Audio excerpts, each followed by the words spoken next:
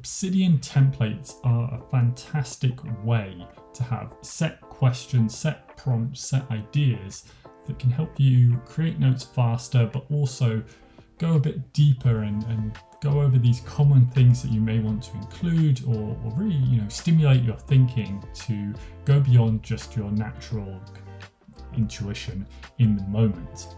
So I've been using a few more Obsidian templates recently, and today I thought I'd show you through a new one that I've created, the Inductive Bible Study template for creating an inductive Bible study. Now, previously I've gone through my Books of the Bible overview template. This is one that I can use when creating an overview note of a book of the Bible. And this one is used more for a passage on its own. So something I've been doing recently is creating more of these templates to help guide my weekly reflections, my weekly planning, decisions, but also for this one here that we have the Inductive Bible Study to help me with creating better notes. Now, I don't always use these. Sometimes it's good to have the blank page so that you're not guided by these things. But the great thing about a template is you can add it later on. So let's go through the template that I've created and you can see how it works and how it's useful. Now, this is based on the Inductive Bible Study method, the 3 stages, but there is actually an additional stage that was mentioned in a course that I've been going through with Logos, which is looking at conducting Bible studies. So let's go through each part and look at what we got here. Now, starting step is observation.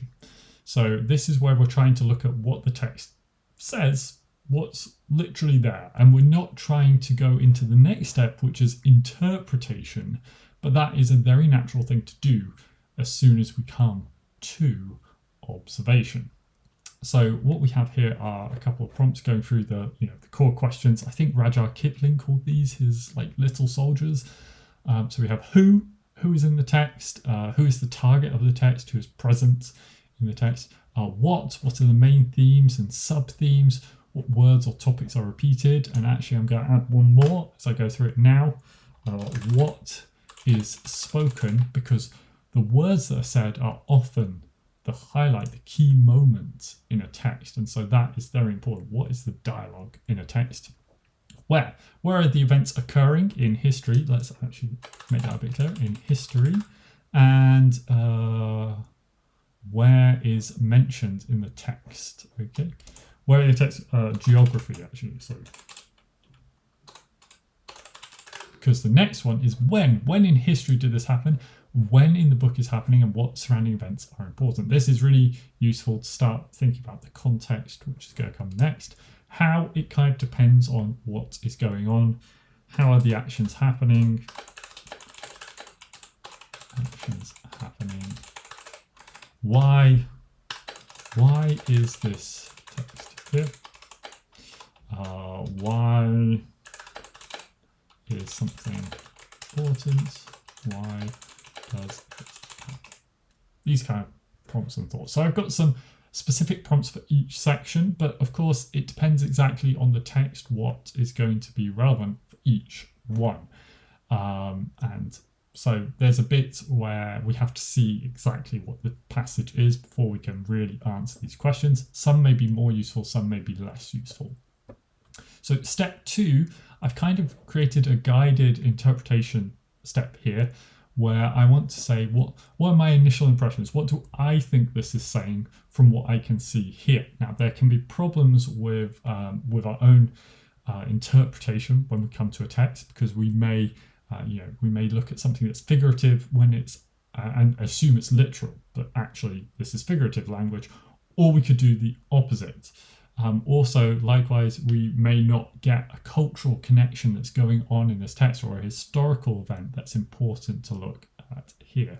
So it's good to get the initial impressions down, say what we think it's saying first of all, then we can go from there. The next step I have is what are my commentaries and resources? What do they say about the text? What have other people through history noticed in the text that may be relevant for me? What are the points that they highlight? And this is a way to get out of just my own interpretations, just what I see, and go to use resources from church history from people who've studied a text for far longer. Now, counterpoints is where I'm trying to be contradictory, where I'm trying to find a view that disagrees with my own.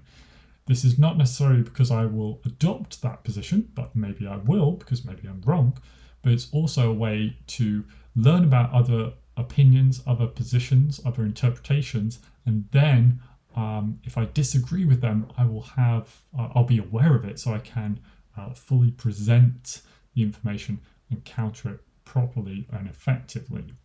And so finally, conclusions. This is then summing up everything. What have I said? What other interpretations are there?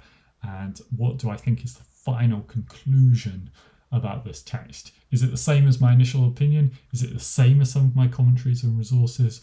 Or is it actually something completely different that's coming out at the end? I don't think it would be completely different, but who am I agreeing with here? Step 3 is application. This is turning from the passage to how to live it out. And I've got some prompts here. What does it mean for me personally, for me as a person? What does it mean for my church? Because maybe there's a more global corporate application. I guess I may also add, depending on the text, it might be what does this mean for the wider church as well. So then I've also got who else is this relevant for? Maybe I will think of a person and be like, yeah, this text actually is relevant for them. Maybe I should share this with them. So the final step I have here, what other passages are related to this one, and what biblical or book themes does this passage pick up on? What are the global passages? So now I can add a reference to a note using the linking system in Obsidian, or I can link to themes, notes on Bible themes, notes on themes in books that I will go through. And I've got one tag here, which is Notes Bible, so it's a hierarchical tag. And I can add links to anything that's relevant, such as the passage there. But let's take a look at this in practice, and let's open a note that I've started here based on a discussion that we're having in the Navigators community, organised by Joshua. And we're starting to do some Bible studies in there, which is going to be interesting, sharing our interpretations. So the passage that came up was this one where Jesus says in John 5:19, I tell you, the Son can do nothing of himself, but only what he sees his Father doing. For whatever things he does, these the Son does likewise. So I went through the passage, the broader passage, John 5, looked through it briefly. I found a couple of other verses which have similar texts, similar themes to this. So I put those down and I've embedded them so I can check them out here. I can see them in the side here. Now, then I'm going to work through step 1, observation. So I'll need to go to, let's get John 5 open in a new panel. And now I can go through all of John 5. After these things, there was a feast for the Jews. Jesus went up to Jerusalem. So let's just add this in here. He's let's just add that there. In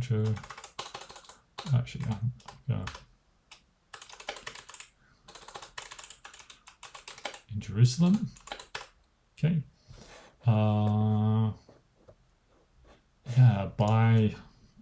But it's not actually by the pool of Bethsaida because it's after the healing of the man on the mat. Okay, so it is in Jerusalem, and it's by the pool of Bethsaida. I know there's a connection with the pool of Bethsaida. I remember reading about something like that. Where is mentioned? Is it only there that's mentioned? The pool, the angel. I think that might be the only place it's mentioned. When in history did this happen? Okay, so this is the ministry, early in the ministry of Jesus. I need to add a bit more about exactly when this was then. When in the book is this happening? This is also early in Jesus's ministry in the book, in the Gospel of John. Surrounding important events. Okay, so I'm going to get my paper Bible to look through some of those things there for that. Who is Who is present? So, Jesus is present, of course. We have the beggar who was healed. Sick man by the pool. Sick for 38 a.m. Sick man by the pool. Sick, that's just I don't know. 38 years. But we also have some Pharisees. So the Jews who saw him first. So it's not is it the Jews or is it the Pharisees? I think it's used synonymously here. This is right. So he didn't know who healed him. Afterwards, Jesus found him in the temple. So actually, I was right. Bible says in the temple. Wow, it's in the temple. That's actually a good point. This is why we look at things. He's having this conversation in the temple. The Jews stroke Pharisees. I always get the spelling of that wrong. Okay, in the temple, because that's in finding the temple, verse 14. Location in the temple, verse 14 onwards. Okay, let's leave that there. So, who's present? Jesus, Pharisees. Are the disciples there? Jesus went up to Jerusalem. Doesn't seem like the disciples are here. So, who's the man? A crowd began his place. Didn't know. Okay, there was a crowd. So there's a crowd around, it seems, at least. Well, there isn't because he goes to the temple.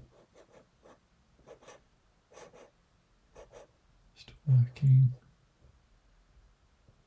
Okay, I don't think it does mention the disciples, which is surprising. We just done that. No disciples. Disciples.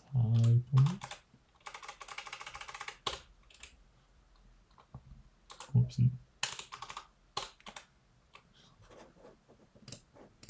Okay, so what are the main fields? Healing on the Sabbath. That's one of the things that they're talking about. It's a big thing. Forgiveness of sins is another one. And we have some other stuff there. Okay, show Jesus. How does he heal him? How does Jesus heal? Why does he heal on the Sabbath? Why do the Jews reject him?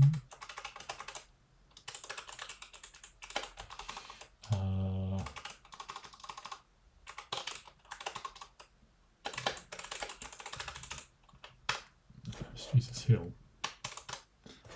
That is really a good thing. Okay, so we got some context there, and you can see we're starting to build some information up here. How does he heal? He just says, take up your mat, right? Do you want to be made well? Ask him if he wants to be made well. Tells him to get up. He's healed. Pretty simple. Okay, then